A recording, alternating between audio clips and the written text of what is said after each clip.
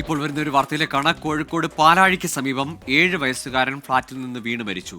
Ivan ഹിബാലാണ് മരിച്ചത്. അഭിജിത്ത് മുഴക്കുന്നുണ്ട് വിശദാംശങ്ങളുമായി. അഭിജിത്ത്, സങ്കടകരമായ വാർത്തയാണ്. എന്താണ് സംഭവിച്ചത്? ഇതൊരു അബദ്ധത്തിൽ സംഭവിച്ചത് മറ്റോ ആണോ?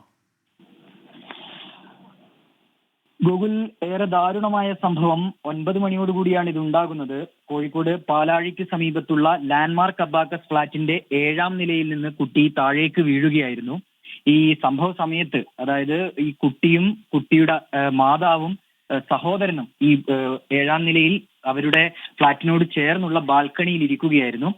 ചെറിയ ഒരു ഇടവേളയിൽ ഈ മാതാവും സഹോദരനും വീടിനകത്തേക്ക് കയറിപ്പോയ സമയത്താണ് കുട്ടി താഴേക്ക് വീണതെന്നാണ് സംശയം.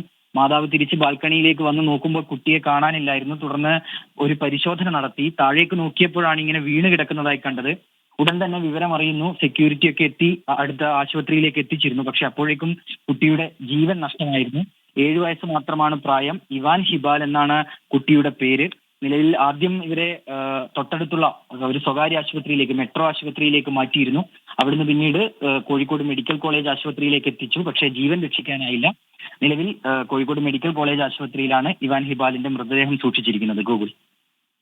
ശരി, അഭിജിത്ത് മുഴക്കുന്നാണ് വിവരങ്ങൾ നൽകിയത് കോഴിക്കോട് നിന്ന്.